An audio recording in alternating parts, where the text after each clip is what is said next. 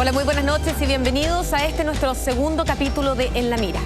Buenas noches, vamos a hablar hoy en La Mira acerca de uno de los anhelos más deseados por todas las parejas, la maternidad. Sin embargo, en algunas ocasiones este deseo de la pareja puede transformarse verdaderamente en una pesadilla, porque esta guagua que está por venir, este hijo tan deseado, no viene en las condiciones de salud que esperan, incluso poniendo en riesgo de vida a la propia madre. Y todo comienza cuando en una ecografía de rutina a la mamá y al papá le dicen palabras que nunca antes imaginaron. Síndrome de Potter, bebé anencefálico, embarazo tubario, son palabras que aterrorizan y entonces viene la postura de cómo lo enfrentamos. Las causas son diversas, aquí no se respetan ni condiciones sociales, ni condiciones económicas, tampoco la edad de la mujer influye. Lo que sí es cierto es que las consecuencias son mortales. Y este hijo que viene en camino y que está por nacer muchas veces no tiene las condiciones necesarias para sobrevivir después del parto. Frente a eso, por supuesto, las madres, algunas pretenden llegar hasta el final poniendo en riesgo su propia vida. Otras, legítimamente también, desean interrumpir su propio embarazo para salvarse a sí mismas y para terminar con este calvario. ¿De qué estamos hablando? Estamos hablando de aborto terapéutico, una iniciativa legal que existió en nuestro país desde 1931 hasta 1989, cuando se abolió esta ley en los últimos días del gobierno militar. Entonces, el tema ha sido una polémica en nuestra sociedad. Los médicos particularmente debaten hoy en día si es necesario o no reponer el aborto terapéutico. Pero ¿qué dicen las madres? Aquellas que tienen que llevar 9 meses en su vientre a una guagüita que probablemente no va a vivir. Entonces, se contraponen las formas de enfrentarlo. Y vamos a ver hoy día las diversas historias que son todas cuentos de amor entre padres e hijos. No se olvide que durante el programa vamos a estar recibiendo sus opiniones a nuestro email, enlamira@televisión.cl, y al final del programa haremos un pequeño debate también con ustedes. Los invito ahora sí a que vayamos a ver este reportaje preparado por la periodista Fabiola González.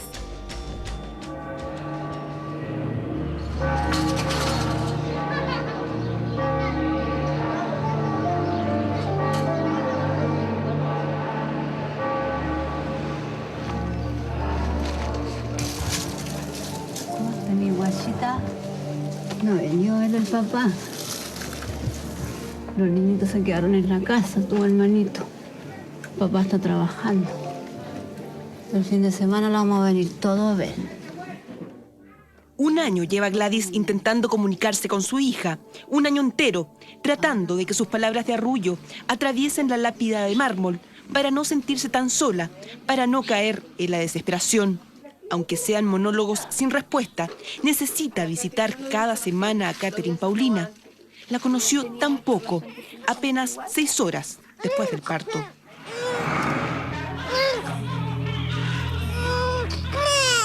Era un esquejido que hacía ella, unos ruidos tan espantosos que dolía el alma. Yo le pregunté incluso a la doctora, ¿la niña sufre o simplemente está ya como inconsciente? Y ella, claro, me dijo, sí, me duele todo.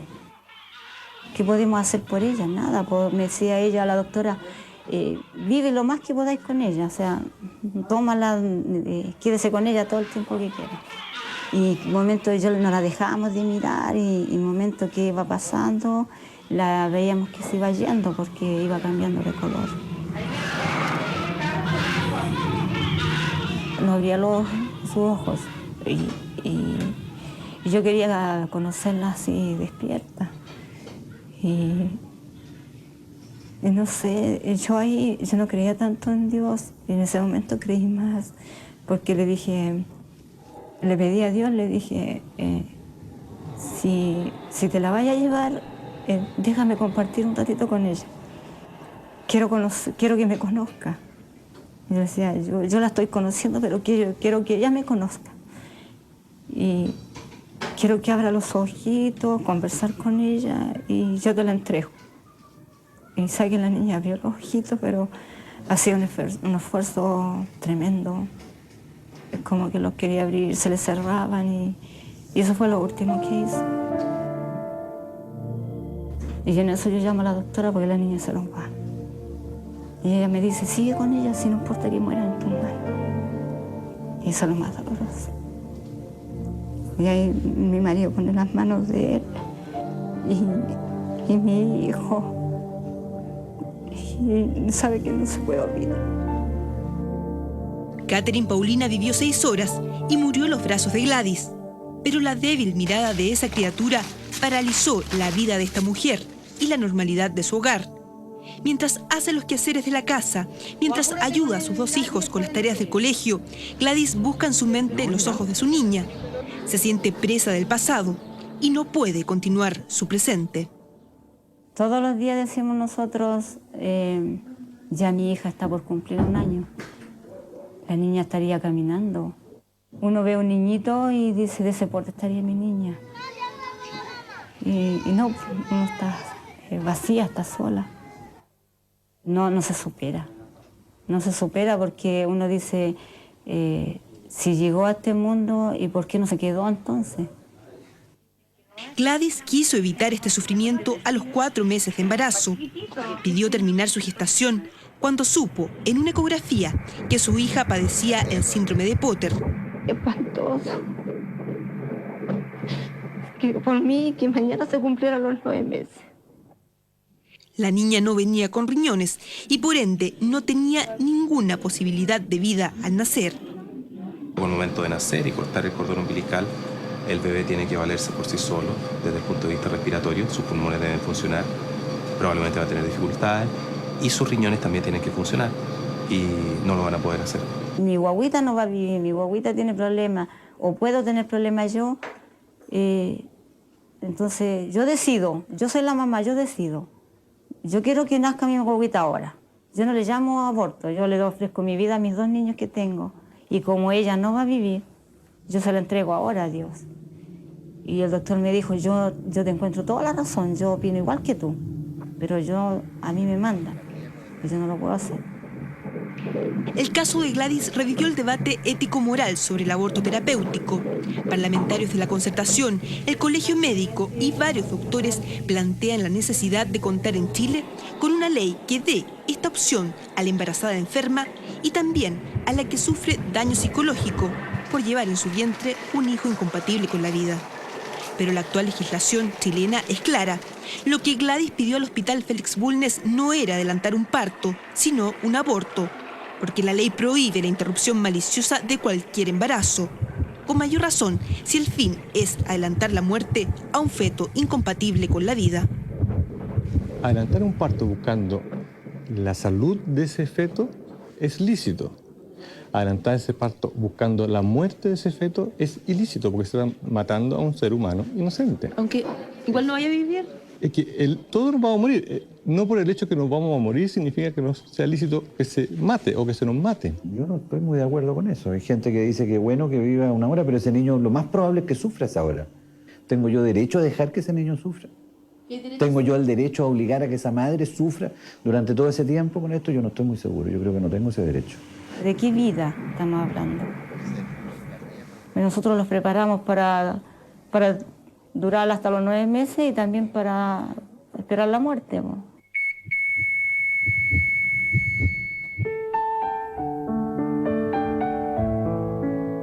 Soñábamos, en verdad, con una familia grande.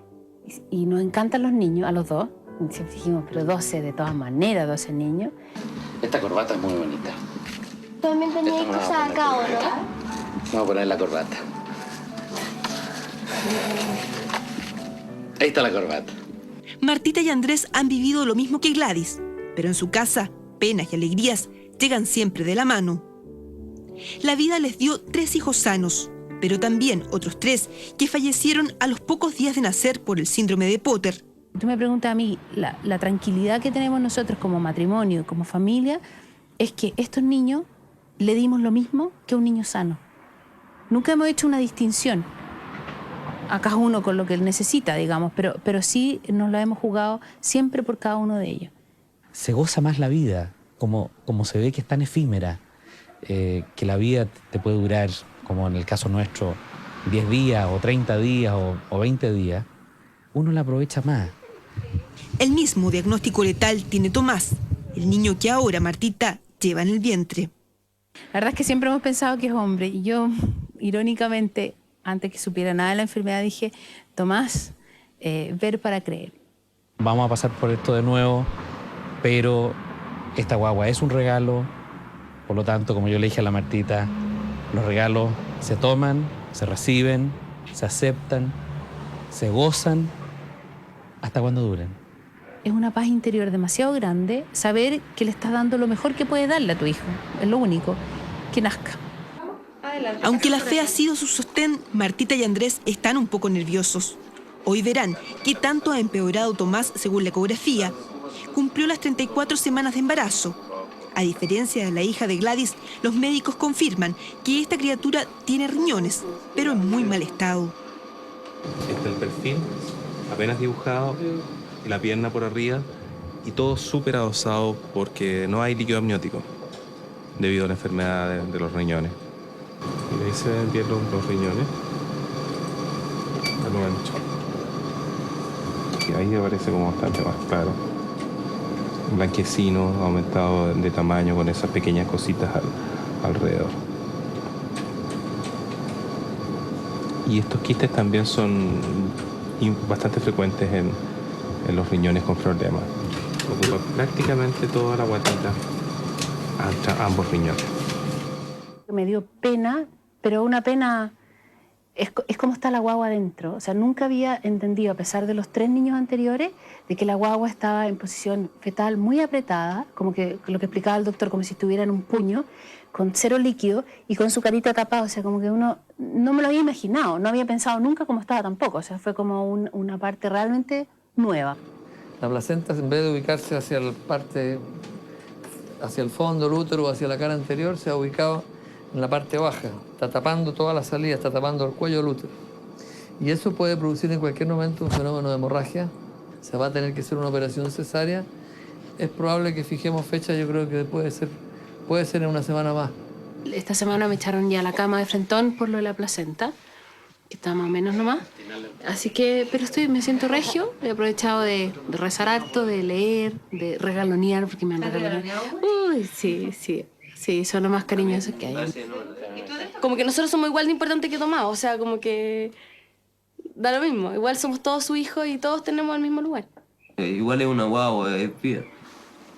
Y no sé, como que encuentro como súper valiente a mi mamá. En el caso de los niños siempre le hemos dicho qué es lo que está pasando, cómo van las cosas, etcétera. Información toda que ellos pueden digerir, pueden entender y asimilar. ¿Y qué le puede pasar al hermanito? No sé. ¿Pero qué crees tú? ¿Se lo va a llevar el tatita Dios o no los va a dejar acá nosotros? ¿Qué te gustaría a ti? ¿Que lo deje acá? ¿Cierto? Sí. Pero parece que no, ¿no? ¿Tú sabes que no?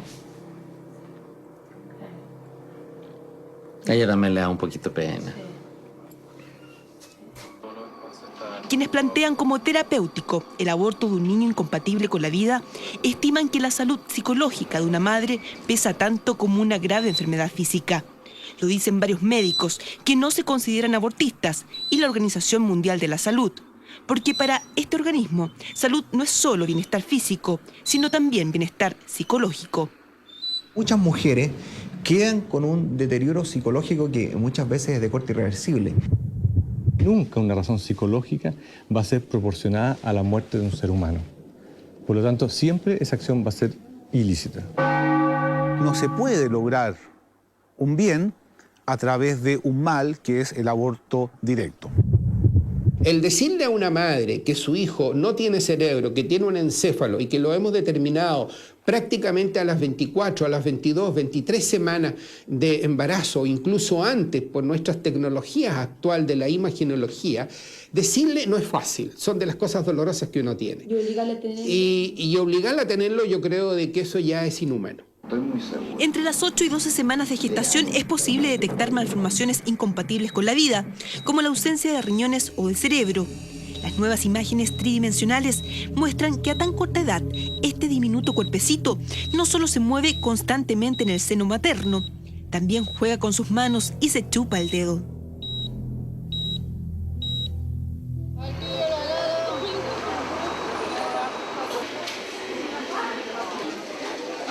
En el hospital de Rancagua, el diagnóstico prenatal es precario. Aquí los ginecólogos cuentan con este único equipo de ultrasonido para todas las embarazadas de la región. No ha parado de funcionar en 13 años, pero en los últimos 5 ha permitido diagnosticar 22 embarazos con anencefalia, es decir, de fetos sin cerebro, cuya relación con el uso de pesticidas no está demostrada. Todos han fallecido antes de las 24 horas. Al final del pasillo, Mónica Madrid espera su turno, cabizbaja y resignada. Esta humilde asesora del hogar tiene 6 meses de embarazo y 3 hijos que cuidar. Hace 2 meses supo que el niño que espera es distinto y hoy viene a confirmar la mala noticia que convirtió sus sueños de madre en una pesadilla. El sueño con la guaguita que lo veo, que lo abrazo así, este lado. Está muerto, está en forma vegetal. Me despierto mal, con pena. Y yo por eso que digo que me da miedo llegar al parto, porque el miedo es que me pueda pasar algo y me muera. La realidad revive la pesadilla de Mónica. El doctor Corral, su médico, confirma, una vez más, el nefasto diagnóstico. De los fetos acráneos, este es el primer feto que vemos después de 2 años. Hace 2 años que nosotros no teníamos un feto acráneo. Ninguno. Esta es la imagen típica de un feto acráneo. El macizo facial con los 2 globos oculares y falta toda la calota craneana por arriba. ¿Se fija? Tiene cara como de búho. Me da miedo. ¿Qué te da miedo? Ver su carita, porque sea como dijo el doctor, como un monstruo. Si se hace electroencefalografía, esto es absolutamente aberrante, no tiene ningún patrón normal. Pueden haber algunos piques eléctricos, pero no son funciones normales, porque son escapes eléctricos, no tiene un patrón regular. Así que en el fondo es una muerte cerebral, porque tampoco está el cerebro. Este es el emblema, digamos, el más significativo de las malformaciones letales, es el prototipo, es la que mejor refleja, digamos, condiciones en las cuales el feto no tiene ninguna posibilidad de sobrevivir.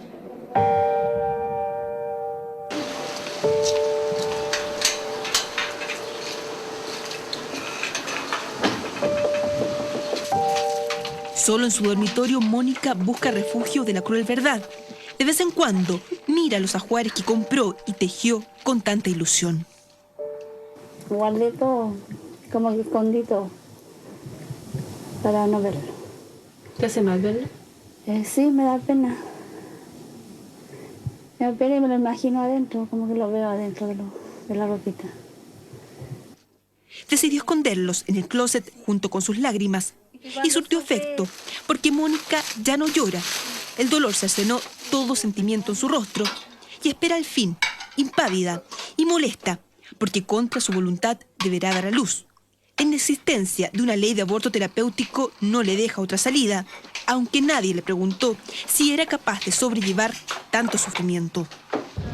No hay solución, entonces que me intervinieran sería la solución.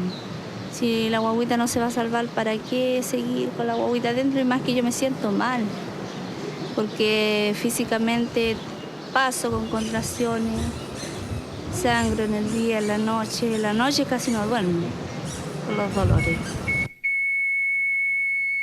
No lo podemos hacer porque nosotros no tenemos ley que nos respalde. Entonces estas mujeres están obligadas a tener que esperar hasta el término del embarazo o hasta cuando inicie en forma espontánea su parto.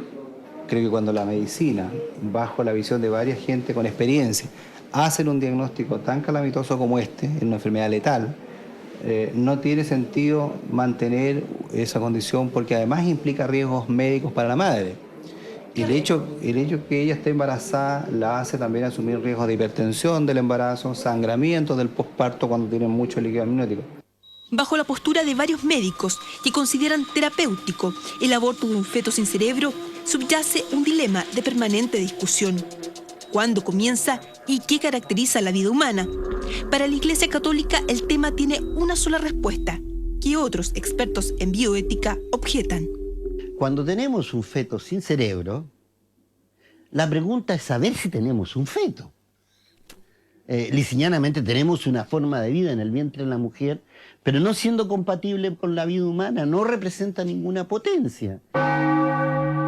Desde que el óvulo es fecundado por un espermio humano, un óvulo con un encuentro humano, con un esperma humano, da inicio a una vida de un ser humano que puede estar gravemente enfermo, pero eso es otra cosa. Es un ser de nuestra especie, es uno de los nuestros, es nuestro hermano en categorías teológicas y merece respeto.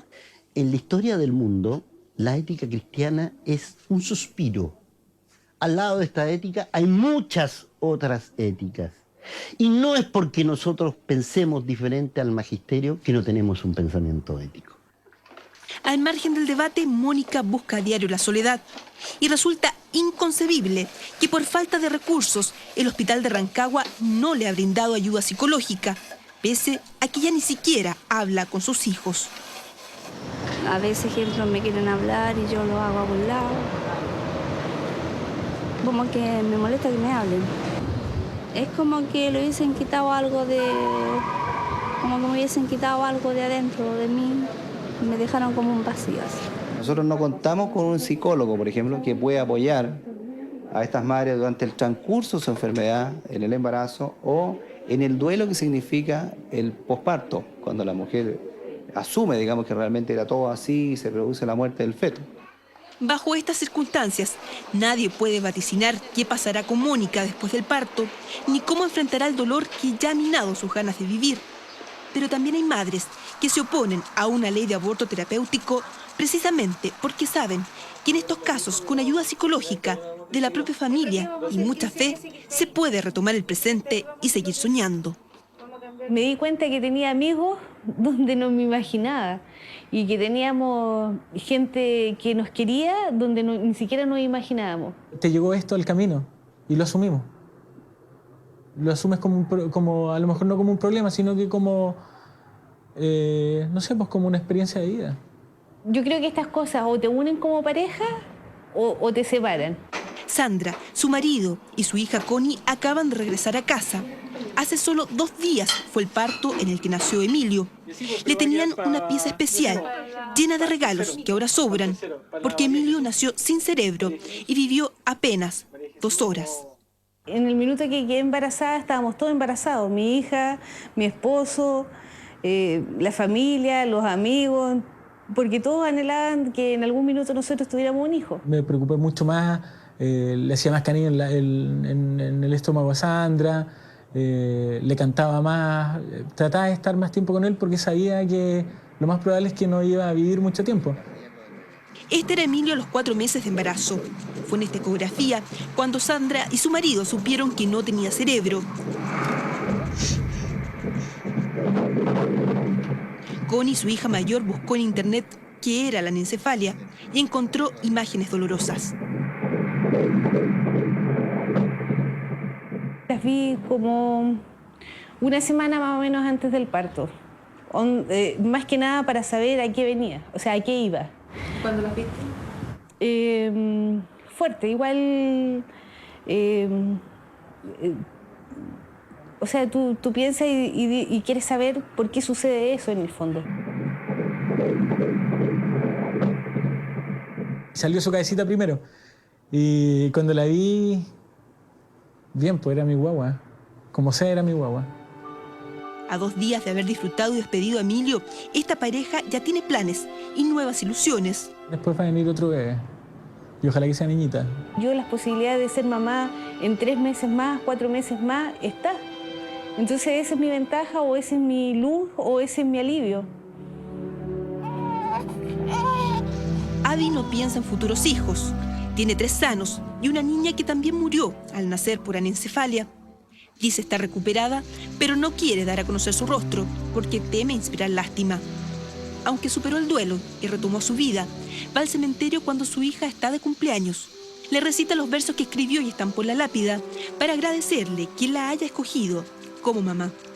Que fue un regalo, yo eso le puse, que me regaló 35 semanas de su vida, me las regaló a mí, yo la disfruté. Yo creo que si me hubiese hecho un aborto hasta el día de hoy me quedo con un cargo de conciencia de saber de qué hice. ¿Era realmente verdad que mi hija venía con problemas? O sea, yo creo que mi vida hubiese sido un caos y ella es una persona para mí. Nació, respiró de este aire, de este mundo, vivió. O su nombre y tiene su papá y tiene su mamá. Y siempre la recordamos, y sus hermanos igual. Pero hay mujeres que definitivamente no pueden aceptar que en su vientre llevan un hijo con estas características. Los doctores Ramiro Molina y Guillermo Galán han atendido pacientes desesperadas, cuyos casos guardan bajo secreto profesional. Este último, al no poderles dar una solución en Chile, les aconseja acabar con su embarazo en una clínica de Miami. En estos casos yo he dirigido en 2 oportunidades, como digo, y bien, con muy buenos resultados. ¿Cómo quedan esos pacientes?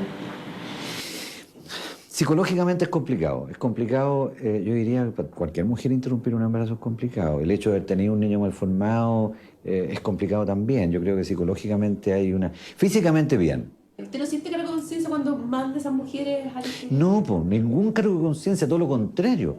Mi cargo de conciencia es no poder ayudarlas, si esas mujeres necesitan una ayuda en ese momento.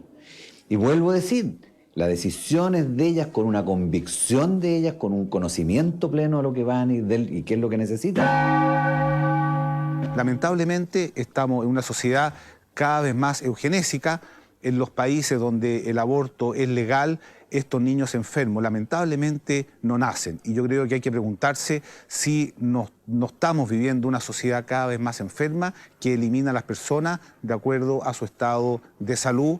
He interrumpido embarazos en los cuales se ha producido una anencefalia, claramente anencefálico, obviamente que son después de las 24 semanas. Porque el diagnóstico, digamos, se hizo más tardíamente. Y en esos casos la mujer solicitó, digamos, a mí me pareció lógico de que, no siendo la alternativa, se interrumpiera el embarazo. Y por cierto, con un peso, digamos, de más de 500 gramos, y ese niño obviamente fue llevado a una unidad de tratamiento intensivo neonatal de inmediato, pero sabiendo de que no le quedaban más de 5 o 10 minutos de vida. Yo soy católico y yo asumo mi responsabilidad porque naturalmente yo creo en Dios. Y al creer en Dios, yo creo de que estoy hablando con el gran guitarrero que naturalmente tiene caridad y que tiene un entendimiento mucho mayor. Pero yo asumo la responsabilidad. Y si eso significa un enjuiciamiento de parte de las autoridades de mi iglesia, yo estoy sujeto a asumir esa responsabilidad, pero también a decirlo directamente de que cada uno asuma su responsabilidad. Es muy diferente tener los elementos en la mano a que no tenerlos. Un desafío que plantea contradicciones ante la mínima pero posible probabilidad de que un diagnóstico prenatal por ecografía sea erróneo, de que ese feto, al que la ciencia lo tildó de incompatible con la vida, esté enfermo pero no condenado a muerte, porque la medicina a veces se equivoca, pero un hijo abortado no revive. Bien lo saben Daniela y José. Tenían este hijo sano y otro que venía en camino. Les dijeron que era incompatible porque también sufría el síndrome de Potter y que se prepararan para la muerte. Fui a dar una vuelta en el auto y lloré.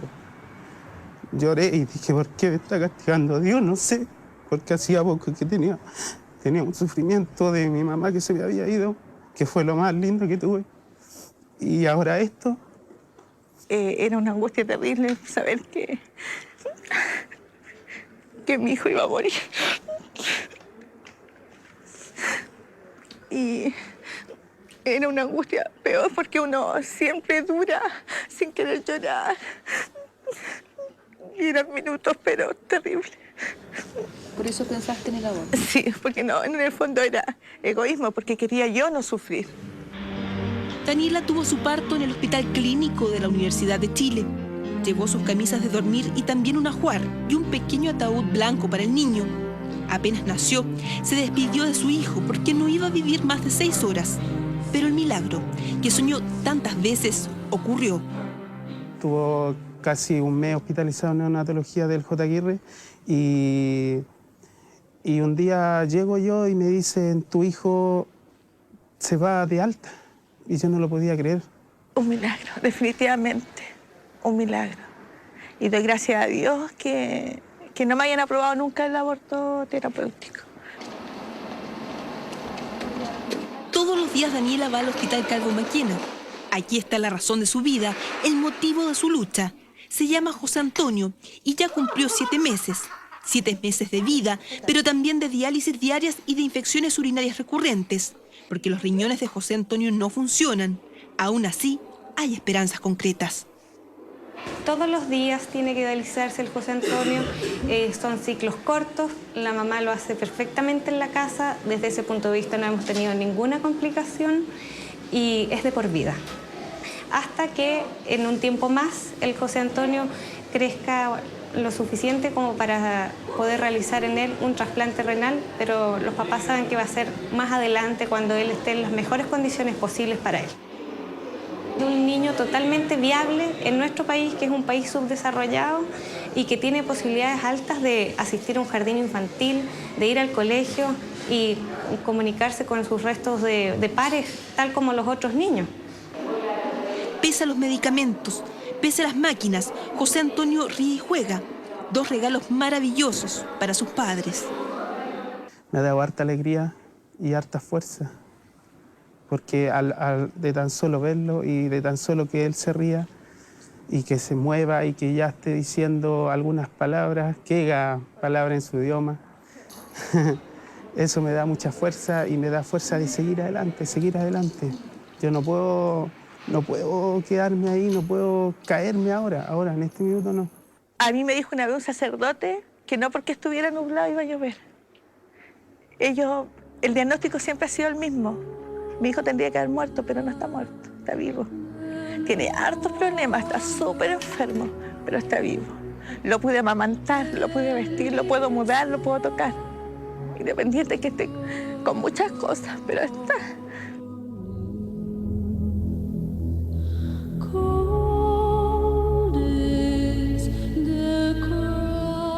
Ese es el milagro de José Antonio, un milagro que pone en jaque a la medicina y que también cuestiona el aborto terapéutico. Él tenía que morir, pero está vivo.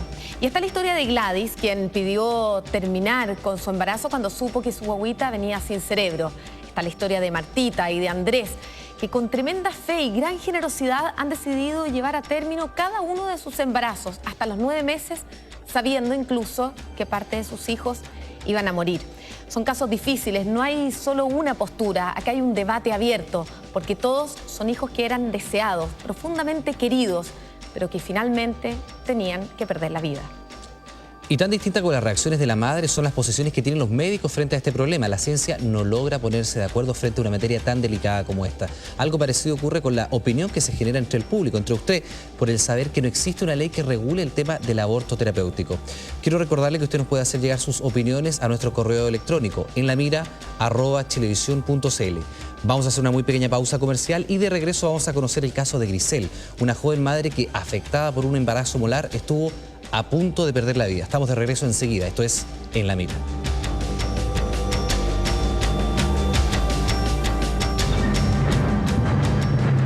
No me dio nada, me dijo tienes que tomar tal cosa. Y en tantos días tú vas a abortar.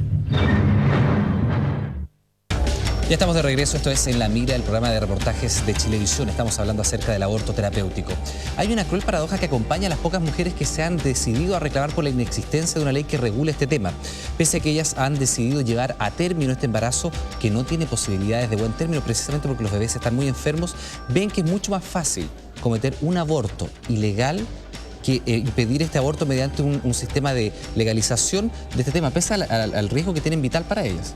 Y pongan mucha atención porque la cifra lo dice todo. En nuestro país, cada día se producen 400 abortos clandestinos. Eso cuando son bebés no deseados. Pero hay otro grupo de mamás que sí quieren tener su guagua, pero que no pueden por problemas médicos llegar a un buen fin en su embarazo. Y ellas no tienen alternativa porque no existe una ley que apruebe el aborto terapéutico. Esta es la historia de Grisel Rojas, una mujer que reabrió el debate en nuestro país porque estaba poniendo en riesgo su vida por tratar de salvar también la de su guagüita. Vamos a ver esta segunda parte del reportaje de la periodista Fabiola González.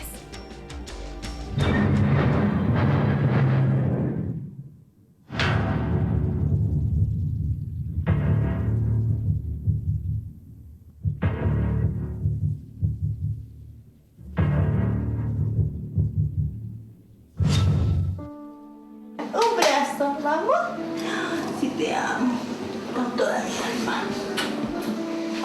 Gracias a que no existe en Chile una ley de aborto terapéutico, Daniela no interrumpió la gestación de José Antonio.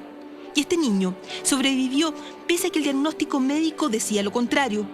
Esta madre ganó un hijo desahuciado por las ecografías. Pero Grisel Rojas vivió la otra cara de la medalla. Los exámenes de ultrasonido no se equivocaron. A los 4 meses de gestación le diagnosticaron un embarazo molar que no tenía ningún destino. Sin embargo, por no existir una ley de aborto terapéutico, su caso se dilató a tal punto que sus hijas estuvieron a punto de quedar huérfanas. Existen los milagros, existen, ¿cachai? Yo no lo niego. Pero cuando todas las cosas te salen en contra, cuando tú hay golpeado montones de puertas, cuando tú ya no tenés qué argumento decir para que te tomen en cuenta, o sea, lo único que yo amparo, o sea, que yo pido es que hagan una ley para casos que realmente lo necesitan.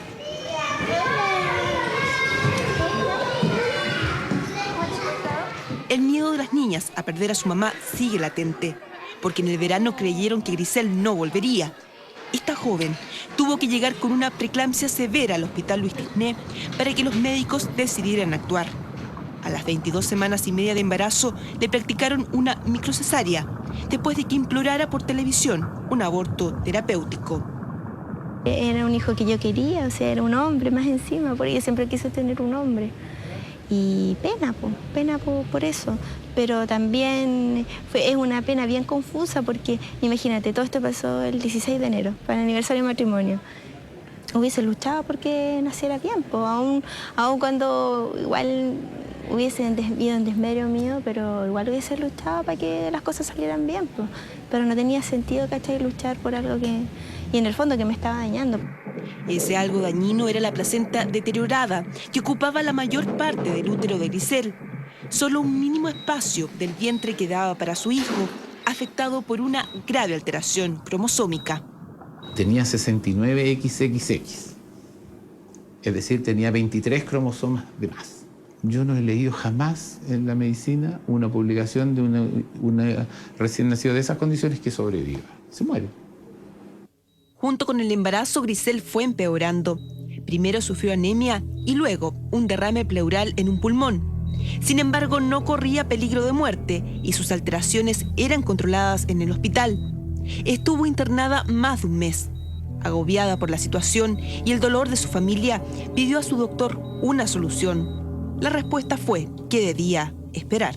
Todos esperaban un aborto espontáneo. Mi familia siempre hablaba con ellos. ¿Y qué va a pasar? ¿Qué esto? No, es que no podemos hacer nada, no, es que no podemos hacer nada. Al final, ¿sabéis qué solución me dieron? Me dijeron que, bueno, si tienes cáncer, eso sería como, bueno, porque te radiaríamos y así la guaguita se moriría. ¿Cachai? ¿Y qué te pareció eso?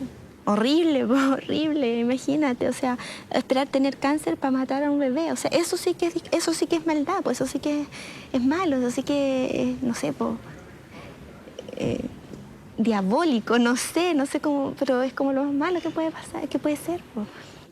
Ya se hubiese presentado una hemorragia, se hubiese presentado una preeclampsia o se hubiese muerto el feto.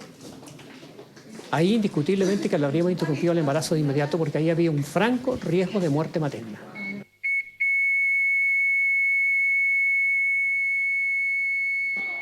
El caso de Grisel llevó al Colegio Médico a reivindicar, una vez más, la necesidad de reimplantar la extinguida norma del Código Sanitario que hasta 1989 permitía interrumpir un embarazo con fines terapéuticos cuando la salud de la madre lo ameritaba. Para tal intervención, el médico debía contar con la opinión documentada de otros 2 cirujanos. No es un hecho de la cotidianidad, son hechos que son tremendamente excepcionales. Sin embargo, un país que socialmente está bien desarrollado debe tener las herramientas suficientes como para ser capaz de resolver estos problemas. El antiguo aborto terapéutico degeneró, perdonando la expresión, en que se interrumpía bajo ese amparo cualquier embarazo. Que no me gustó el pololo, que no quería tener la guagua, etc. Entonces, el resquicio legal perdió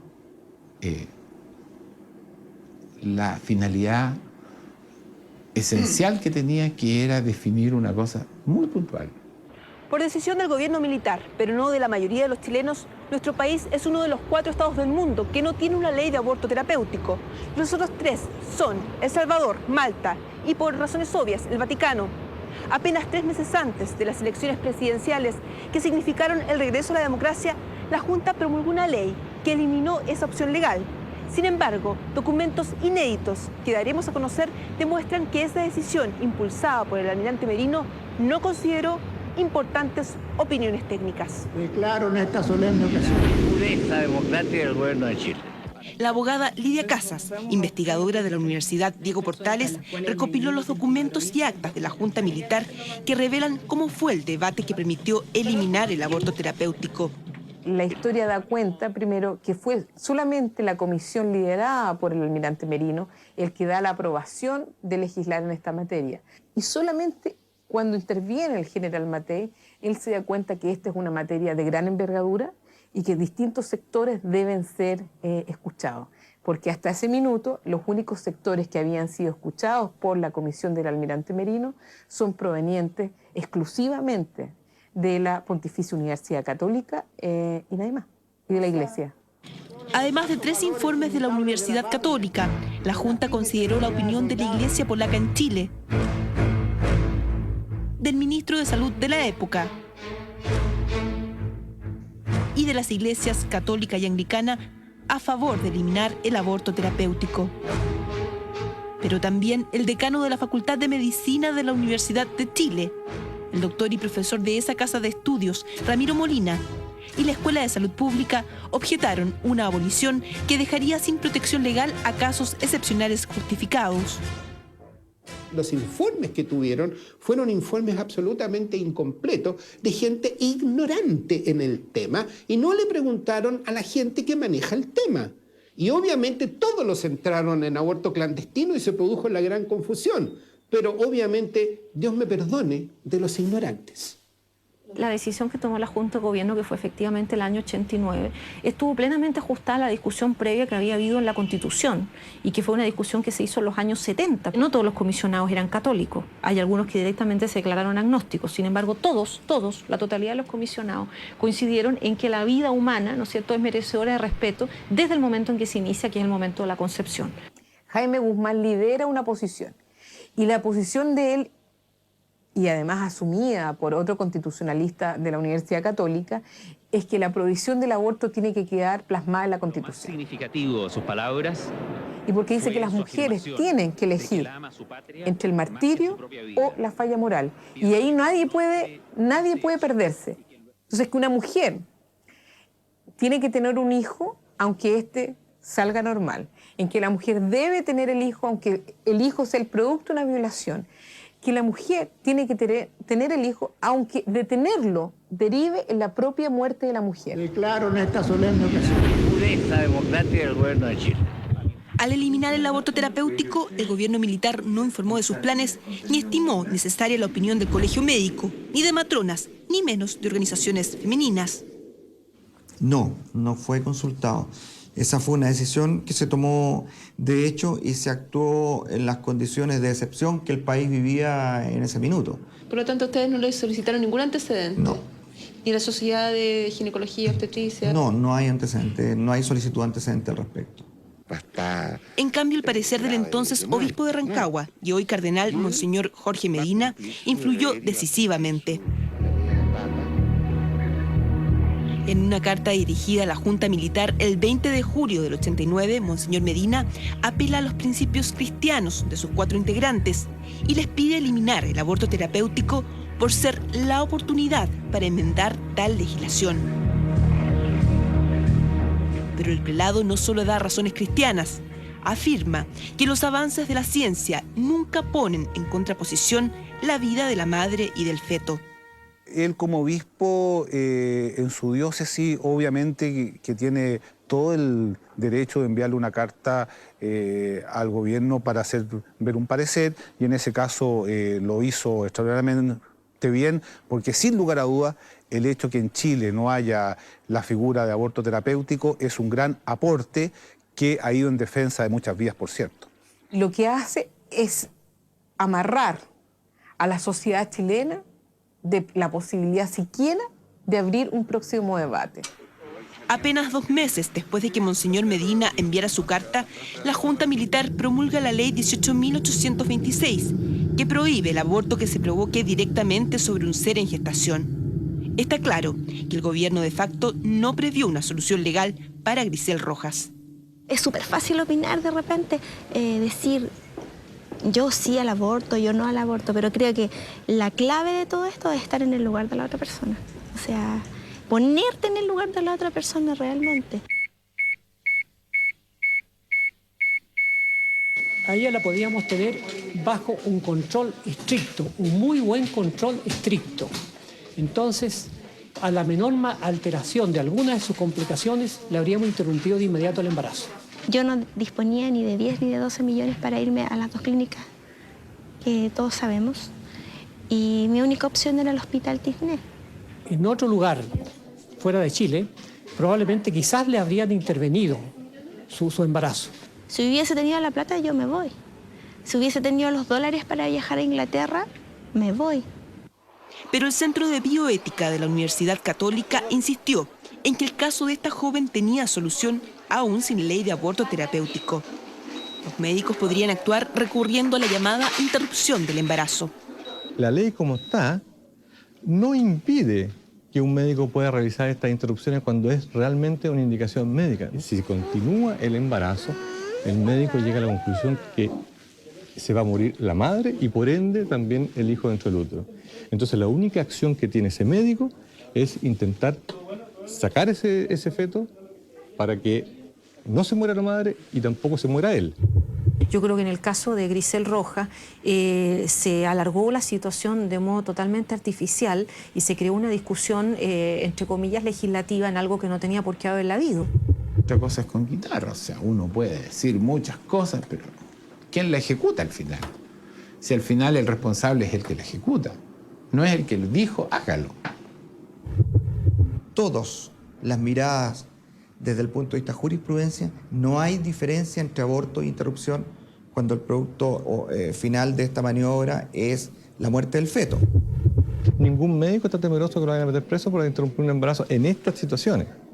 Así que no es necesario cambiar la ley. El problema es que una interrupción del embarazo solo se realiza en Chile cuando la madre o el niño enfrentan un riesgo vital inminente, que en el caso de Grisel solo ocurrió cuando sufrió preeclampsia. No se podía haber hecho antes.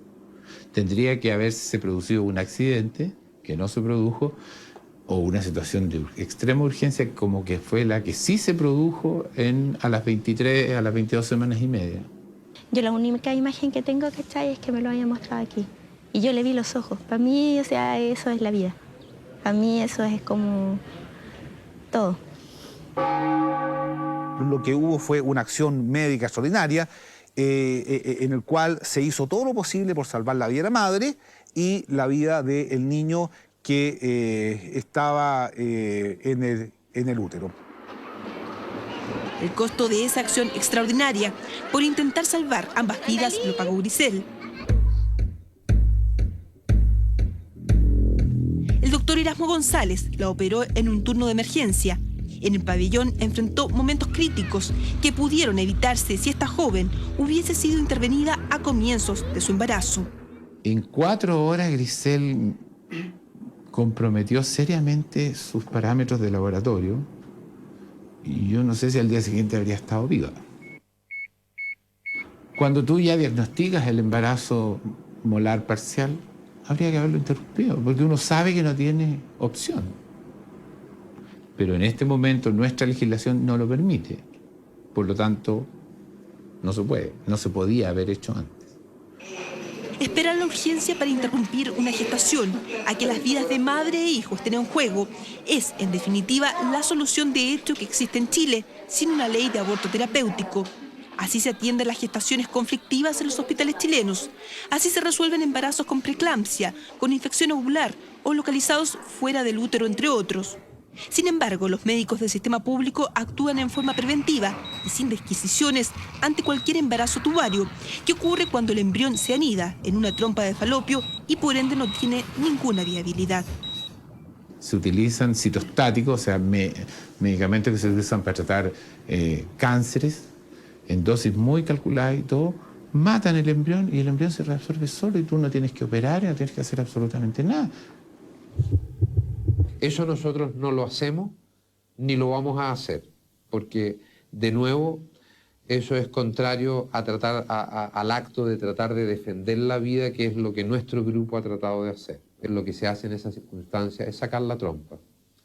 Y eso saca a ese embrión, que no es que salga vivo, porque el embrión en esos casos muere cuando tú haces o das los primeros pasos quirúrgicos que bloquean la circulación sanguínea a la trompa. El resultado es el mismo. En paz, tú mutilas a la mujer sin una necesidad, es mi punto de vista, yo creo eso. Tú mutilas a una mujer, le sacas una trompa, ¿para qué? A esta pregunta, que varios médicos consideran innecesaria, considerando los avances preventivos de la medicina, la inexistencia del aborto terapéutico plantea otro dilema. ¿Qué opción tiene la mujer embarazada que, estando gravemente enferma, pero con riesgo de muerte a mediano plazo, quiera prevenir complicaciones y sufrimientos recurriendo al aborto? Son casos contados, pero que, según este profesor de bioética y asesor de 2 hospitales de Santiago, merecen reflexión. Paciente con un pronóstico de vida muy breve, y en este caso hubo hasta consulta al Comité de Ética del Hospital San José y se negaron a hacer el aborto terapéutico que la paciente y su marido solicitaban, porque finalmente el pronóstico de la vida de la mujer era muy breve y finalmente ellos tenían el perfecto derecho, tenían otros hijos además, tenían el perfecto derecho de tratar de vivir normalmente los últimos días de vida, los últimos meses que le quedaban entre ellos. Bueno, evidentemente el hospital se negó a hacer este aborto terapéutico, la mujer salió del hospital, se hizo el aborto terapéutico afuera y murió.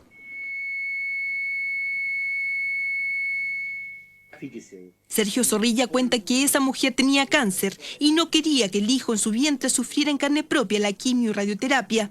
La Iglesia Católica se opone al aborto, pero no al tratamiento de una embarazada en esas circunstancias, aun cuando el feto esté en pleno desarrollo. Si la curación del cáncer es impostergable, se puede asumir ese riesgo. En ese caso sería una acción lícita, pero no obligatoria, porque una madre con justa razón puede decir: yo prefiero postergar este tratamiento para no poner en riesgo la vida de mi hijo y esperar que este hijo nazca. Postergar el tratamiento conlleva un riesgo que Carolina asumió. Fue una opción difícil. Tenía 24 años cuando la operaron de un quiste ovárico. Cuando llegué al hospital, este quiste se me había reventado y me tuvieron que, por el líquido que se produjo, que fue más o menos 1,3 litros el que me sacaron, me tuvieron que sacar el ovario. Después vemos la biopsia, cuando ella me la muestra y yo la vi que estaba mala. La extirpación de su útero parecía la única solución. En esos días de angustia ocurrió lo que nadie esperaba. En un control de su enfermedad, Carolina supo que estaba embarazada. Yo consulté harto. ¿A cuántos? Consulté, a ver, fueron como 4 opiniones. Y cada una me decía una cosa distinta. O sea, en una fue tan cruel que el médico me dijo: ya te tenés que tomar esto, tenés que abortar, y nosotros seguimos con el tratamiento. ¿Qué te dio, unas pastillas? No, o sea, no me dio nada. Me dijo: tienes que tomar tal cosa. Y en tantos días tú vas a abortar. Y después vuelves para que nosotros... Entonces fue como tan chocante. Yo le dije: Carolina, ¿pero cómo? Un médico tiene que comprometerse, tiene que dártelo por escrito, no de palabra. Porque si te pasa algo, me sentía súper extraña porque no... Por un lado era como lo único que yo quería era ser mamá, digamos, y por otro lado era como la opción para salvarme. Pero es súper respetable la mujer que lo toma como... o que es su única opción y lo toma, digamos. Carolina encontró una salida en la Fundación Arturo López Pérez. Tras examinarla acuciosamente, el doctor Mateo Perotic le aconsejó seguir su embarazo y postergar la quimioterapia hasta que naciera su hijo. La enfermedad que ella tiene, residual, es microscópica. Ella no tiene evidencia de enfermedad fuera de ese tumor extirpado. Antes sí, tenía harto miedo. ¿Por qué ahora ya no? Porque como te digo, o sea, uno ya no es sola, o sea, tú vas a tener una guagua. Y tienes que velar porque esté bien ella, primero que todo. Cuando yo leía las noticias, escuchaba, veía los noticiarios de la televisión y decía yo, pero qué, por Dios, qué mujeres, ¿cómo pueden hacer? Es que uno no sabe qué está pasando, qué es lo que tuvo esa persona, los motivos que tuvo para hacerlo. Hace pocos días fue el parto de Carolina. Nació Constanza, una niña completamente sana. Y muy pronto esta joven deberá comenzar la quimioterapia convencida de que postergar su salud valió la pena. Las escasas mujeres que en cambio se han atrevido a pedir un aborto terapéutico dicen sentir el peso de la discriminación. A Gladys y a Grisel las apuntaron en la calle. También las acusaron de aborteras. Ofensas injustas porque sus hijos eran hijos deseados. Yo creo que hay mucha gente que se hace aborto indiscriminado y nadie sabe. ¿No? A veces pienso que si uno tuviera plata solucionaría más fácil las cosas y más rápido. Tocamos la peor parte, porque aparte de lo que hicimos, que es un pecado, no sé si será pecado, maldad, no sé cómo lo llaman, y otra que somos condenados. Encontrar un motivo de regocijo cuando se espera un hijo incompatible con la vida es difícil. Sin embargo, Martita y Andrés lo hallaron. Tomás también está condenado a morir por sus riñones defectuosos, pero en la víspera del parto, lejos de comenzar el duelo, en esta casa decidieron celebrar la llegada de ese niño que no tiene ninguna expectativa de vida. No es muy común que pidamos pizza. Muchas veces las pizzas las hacemos aquí, digamos, las hace la Martita en realidad. Pero hoy día que a los niños les gusta y todo, es un día especial porque mañana, digamos, también es un día muy especial. Como la guagua, lo más probable es que se quede en la UTI o en la incubadora. Necesito como ropa para mí nomás. No hay nada más que hacer. La suerte está echada. Y lo que Dios quiera nomás. En mi crucifijo, la Biblia, mi libro de oraciones, y eso es lo que quiero llevar a la clínica, digamos, para que me siga acompañando. Creo que ya se cumplió una etapa, o sea, como que ya llegó a su fin, y lo que sí le pido mucho a Dios es que lo podamos vivir intensamente, o sea, disfrutar lo que se puede disfrutar, por así decirlo, y también sufrir lo que se tiene que sufrir, o sea, como aprovecharla.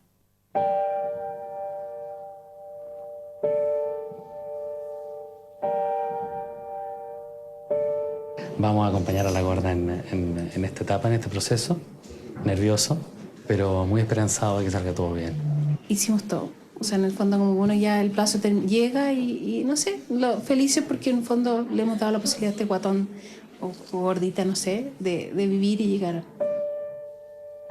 Ya, Martita, nos vamos. A la foto con él.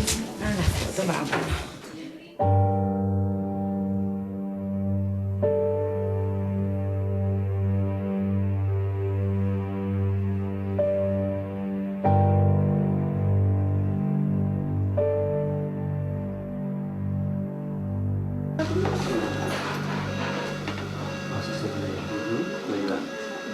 Apenas salió de la sala de parto, donde Martita siguió siendo atendida, esta frágil criatura regaló más de una sorpresa a sus padres. Siempre pensaron que sería Tomás, pero fue una niña y la llamaron María de los Ángeles. María de los Ángeles, yo te bautizo en el nombre del Padre y del Hijo y del Espíritu Santo. Amén. Los hijos son un regalo. Que a lo mejor el milagro no es que viva sano. A lo mejor estar en este programa, digamos, transmitiendo lo que nosotros hemos vivido y a lo mejor ayudándole a otras personas, eso ya es un milagro de esta guagua. Estoy feliz porque está aquí. Yo tengo que aprovecharla mientras esté acá.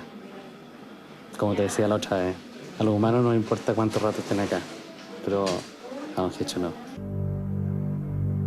Si la increíble fuerza de esta pareja fuera contagiosa, tal vez nadie pediría un aborto terapéutico. pero precisamente porque hay realidades distintas, porque a ellas el sufrimiento las ha hecho tocar fondo, porque también amaban a sus hijos, pidieron la que creyeron la mejor de las soluciones. Son casos contados. Un embarazo molar con un feto vivo como el de Grisel ocurre una vez por cada 50.000 partos. Solo una guagua entre 10.000 partos nace sin riñones, como la hija de Gladys. Y Mónica es la única embarazada con un feto a cráneo en Rancagua en los 2 últimos años. ¿Qué efectos podría tener una ley de aborto terapéutico para prevenir complicaciones de salud física y psicológica en situaciones excepcionales? ¿Incitaría más de los 200.000 abortos clandestinos que cada año hay en Chile? El problema es que la apertura de la legislación de aborto siempre invariablemente termina por la vía de la no discriminación arbitraria en la apertura total de la legislación sobre aborto.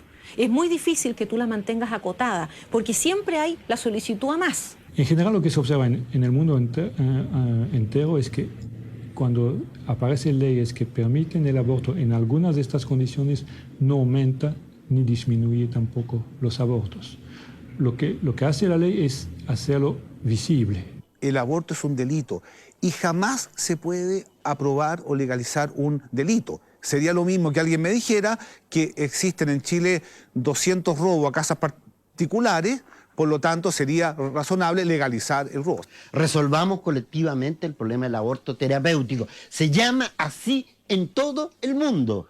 La Universidad Católica de Chile tiene una vocación lingüística dramática y no sé cómo decirlo, de verdad que debieran estar en la Academia de la Lengua. Ellos siempre se encargan de cambiar los términos porque parece ser que hay algunos términos que los hieren. Si alguien quiere promover, aprobar una ley de aborto en general aquí en Chile, bueno, que lo diga y lo conversamos y lo discutimos. Pero que no empiecen con esta argucia de mejor aprobemos primero el aborto terapéutico para después pasar al aborto de cualquier tipo. Ellos no sienten nada, ellos ven nomás. Están viendo casos, están escuchando lo que opina una, lo que opina la otra. Pero nosotros que vivimos en carne propia, yo creo que tenemos derecho de tomar decisiones. Martita y Andrés quedaron en paz y tranquilos. María de los Ángeles vivió poco más de 3 horas. La despidieron con una emotiva misa que congregó a decenas de familiares y amigos. Le di los besos así como diciendo, sabes que te quiero mucho y con esto ojalá que te pueda decir todo lo que te hemos querido y lo que te vamos a seguir queriendo. Grisel sigue con exámenes que debe pagar por cuenta propia para descartar cualquier secuela del embarazo que le interrumpieron cuando estuvo en peligro de muerte. Económicamente, o sea, a mí nadie me ayudó, nadie. O sea, yo todo el mes que estuve y todo lo tengo que pagar yo y mis exámenes los tengo que pagar yo. O sea, todas las entidades que en algún minuto me quisieron ayudar, ya sea de verdad o para las portadas de los diarios, desaparecieron desde el momento en que a mí me operaron. Gladys fue obligada hace un año a tener a su hija y aún se pregunta para qué nació si nada la salvó de la muerte. Después de todo lo que ya viví, no me puedo arrepentir. Es mi hija. Y no me voy a arrepentir nunca, ni de lo que hice, ni todo lo que recorrí. Mónica dio a luz hace casi 2 meses y quedó con el alma desgarrada. Tal como anticiparon las ecografías, su guagua nació sin cerebro y vivió apenas 20 horas. Pero Mónica no la pudo conocer. Yo ni siquiera sentí cuando se sacaron la guaguita, ni cuando se la llevaron, no me di cuenta de nada. Y ahí se acercó una matrona y me dijo que mejor que no la viera. Que no la viera porque iba a quedar mal psicológicamente si la veía, era doloroso para mí. Hubiera quedado conforme si hubieran dejado que lo hubiera visto mi marido o mi mamá. Y tampoco la vieron ellos. Sobreprotección malentendida o simplemente una de las tantas falencias del sistema público se conjugaron en el traumático final que tuvo su historia. Supe que era niñita. Y el dolor que queda es que no me dejaron verla. Eso es lo que me duele. Porque yo quería verla. Y por eso quedé mal, porque es como que si yo tuviera culpa de no haberla visto, de que naciera así, de no darle una sepultura. Mónica no tiene una lápida donde dejar una flor a esa hija que llamó Luz Esperanza. El hospital de Rancagua no le entregó el cuerpo de la niña. Una cruel paradoja, porque Mónica dio a luz, pero no le quedó ninguna imagen, ninguna caricia que recordar de ese cuerpecito deforme que, contra su voluntad, debió alimentar en su vientre durante 8 largos meses. Ignora para qué vino al mundo, solo sabe que su niña quedó en algún laboratorio, aunque cada noche tiene el consuelo de verla por lo menos en sus sueños. Daniela y José tienen el privilegio de seguir soñando. José Antonio ya está en casa, recuperándose día a día. Las hospitalizaciones y las ecografías que durante su gestación le auguraban la muerte al nacer son pasados. El presente está a la vista y es la cara hermosa de un debate que necesita ser discutido y abierto en Chile, que plantea dilemas y contradicciones, porque hay finales felices, pero también desenlaces dolorosos, porque son padres y madres en situaciones límites, porque ante todo hay amor y sufrimiento en juego.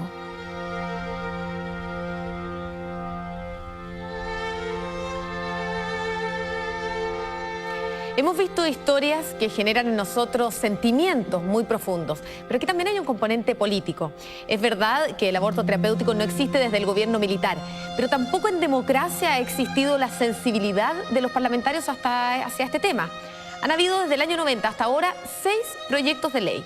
4 de ellos eran para aumentar las penas para las mujeres que se sometieran a abortos terapéuticos. Un quinto era para reponer esta iniciativa, sin embargo estuvo 3 años sin discusión en el Congreso. Ahora hay una nueva oportunidad. Desde comienzos de este año existe en el Congreso un proyecto presentado por la Concertación y por Renovación Nacional que podría reponer el aborto terapéutico. En suma, muchas mujeres siguen corriendo un riesgo vital estando embarazadas y han pasado 13 años y ni los legisladores, ni los médicos, ni las autoridades políticas han logrado dar una solución al grave conflicto ético que presenta el aborto terapéutico. Vamos a hacer una muy pequeña pausa comercial y de regreso vamos a revisar las opiniones que usted nos está haciendo llegar a nuestro correo electrónico. Solo recuerdo, en la mira, @chilevisión.cl. Estamos de regreso enseguida.